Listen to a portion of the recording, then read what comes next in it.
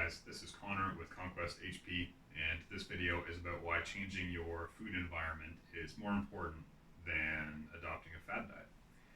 Fad diets are everyone's favorite go-to. They come and go, obviously, low carb, high carb, keto, paleo, carnivore, vegan, whatever it is. These things are always coming and going. They're coming and going for very specific reasons, and whatever that reason might be with that particular diet, they're catching your attention because they make big promises and there are big sweeping changes, and you can understand the parameters that they're laying out. You know, if you're going vegan, then there's a very specific list of foods that you can have, that you can eat on that diet. That's it. So what do? You're going to clear out all the other foods from the house. You're not going to even look at meat the same way again, because even if someone else around you is eating it, because that's not part of your diet, you have a very defined set of rules. The same is true of every other kind of fad diet, even something like keto. If you're doing a ketogenic diet, you can't have carbs. There's just no carb source at all. So you're not going to have carbs in your house. You're not going to consider having carbs for dinner. That decision is not a decision. If you're on the ketogenic diet, that decision is made up for you. And here's why this is important. Basically, these fad diets, you can get big sweeping changes and impacts. People can lose 20 pounds in their first month or whatever it is. They can have great energy improvements. A lot of diets will work, especially if you're carrying excess body fat and they help you lose body fat. Any diet can work for that. But whether or not we can sustain those changes over time is the real crux of the issue. And most people don't want to eat don't want to eat keto, or they don't want to eat vegan or carnivore or whatever it is exclusively for the rest of their lives. So that's not, right off the bat, it's not going to be a sustainable approach. Now, that being said, we can pick up why they work and why these things are so easy to follow and then apply them to your diet. And how we do that is by looking at food environment. And food environment is exactly what it sounds like. It is the environment you surround yourself in as it pertains to the food in your life.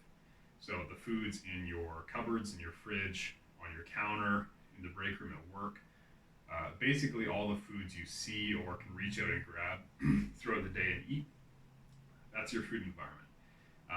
Now, looking at these things, if you applied those same fad diet parameters to your own diet, if you identified, if I have ice cream in the house, I tend to have a few spoonfuls a night, and then a few spoonfuls turns into me eating a carton 3 times a week, and that's a bad thing. That's where all my body fat's coming from. If you can define those things, then you can start to shape your food environment to avoid that behavior. So, for example, not having ice cream in your freezer and not walking through the ice cream section of the grocery store is a great way to just avoid triggering yourself with ice cream. And a lot of people, when they remove these things, they don't find that they have this big, aching gap, void in their lives that they really need ice cream. What they really find is that they went into that coping behavior, because the ice cream was there. And if you get rid of the ice cream and you have a slightly healthier option available, then maybe you choose to eat it or maybe you don't. But if the ice cream is there, you're going to go into that bad behavior. And this has been displayed over and over again. There's all kinds of things you can do to adjust your food environment. For example, having the bowl of fruit on the countertop or on the kitchen island or whatever it is, having something healthy that you can see all the time is an amazing primer, an amazing reminder to make good choices. Conversely, if you have a jar of candy on the counter all the time, or if you have Halloween candy right where when you open your cupboard, it's right in front of your face as soon as you open that cupboard every day, what's that doing? All it's doing is triggering you over and over and over and just telling you, hey, there's some junk food. Hey, there's some junk food. Here's an opportunity to eat crap. And it's not stuff you need, right? I mean, that junk food, just because you're eating it doesn't mean you need it. You could tell yourself that, but most people will get by just fine without it. And if they cut it out of their lives, it might feel a lot better. So what you can do is if you have to have this junk food in your house, if you have to have your problem foods in your house, make them really hard to get to. It sounds like a trivial thing, but promise me I'll promise you if you do this, it'll make a huge difference. If you have to have junk food candy in the house, put it in the lowest, most inconvenient corner of your cupboards where you never see it unless you're really going out of your way, and you're going to have to squat down and reach around and get into some awkward positions just to get it. To do that with all unhealthy foods or all foods that are problems for you, and make sure the healthy options are as readily available as possible. If you need to snack more with healthy snacks, make sure there are healthy snacks on the counter or right when you open the cupboards or the fridge. They're the first thing that you see. Make them as easy as possible to get to. And meal planning is part of this too, meal prep. If you have good healthy options that have no barrier to eating them, then you're going to go to that instead of saying, oh, well, nothing's ready, so I guess I'll just go to the drive-thru and pick up some McDonald's or something like that. So fad diets, they work, they can work, they can have some excellent results. It's rarely due to the actual constraints of the diet itself. It's rarely the keto, the results you get on keto are not necessarily from the low carb or no carb approach. They're more from making you follow a calorie deficit over time. And it makes you do that by having these parameters that you just have agreed to follow. So you could do that with a fad diet that you most likely won't continue for any length of time because that's not really how you want to eat. It's an arbitrary way of eating that you just picked up because there's a book on it. You can do that. Or you can decide, here are the foods I need to eat, here are the foods I don't need to eat, here are the foods I like to eat that fit within those foods that I need to eat. And then you can design your own food environment around that.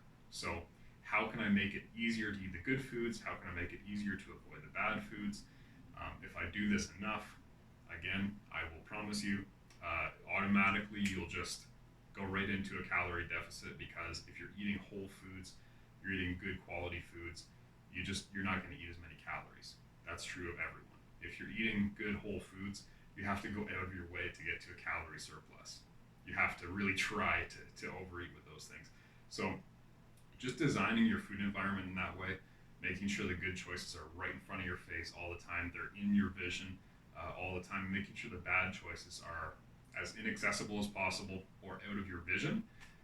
It sounds like such a trivial thing, and I treated it as trivial for years, but I've had lots of clients that have had just staggering successes with this, where it's helped them lose weight almost immediately, like fat just starts coming off their bodies. But what they find is that those cravings aren't there, or those cravings are meaningless. I know a lot of you watching this will know what I'm talking about when I say, if the ice cream is in the freezer, you can have a craving for ice cream because you know that junk is there, and I can just walk over there. It's going to take 10 steps, and I can grab it and just stuff my face. If the ice cream isn't there, I can still have that craving. I can still sit on the couch at night and think, I'd love some ice cream right now. But what happens instead is you then have to think, oh, well, crap, there's none in the freezer because I'm not going to eat that junk anymore. So I have two choices.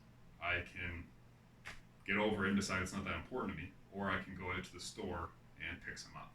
And virtually across the board, except in extremely extreme cases, people will just decide, oh, you know what, I guess I don't want it that much because I'm not willing to drive out to the grocery store right now to pick it up, to come home and stuff my face with it. So if you find that, that's not a real craving. That craving that keeps sabotaging your diet and keeps all this weight on your body, the only reason that craving is there is because the food is readily available to you. So if you get rid of that, you design your food environment, the weight will just start coming off if you want to lose the weight. The skin will just start clearing up if you want to clear up your skin.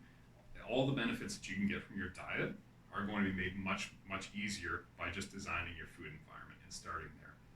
All good diets do this anyways. This is just a normal part of designing a good diet for yourself. But if you start with this, it can make all the other changes from there on out that much easier. So that's where I'd recommend starting. I'd recommend looking at your own food environment, kind of analyzing it, looking at it kind of as an expression of you. What does your food environment say about you? Treat it like that, because ultimately you are what you eat, and what's in your food environment is what you're going to eat. So look at it that way. Try to analyze it. Just go with your intuition and think about what you can do to make it better and what would make it worse, and obviously nudge yourself towards that better and better. And don't forget to like and subscribe to this video if you found this useful. Comment below if you have anything to say or questions. And check out conquesthp.com, where I have lots of resources just like this video, articles, videos, audio, all kinds of stuff, books, and you can get in touch with me there as well for coaching services. So thanks for watching, guys, and I'll talk to you again soon.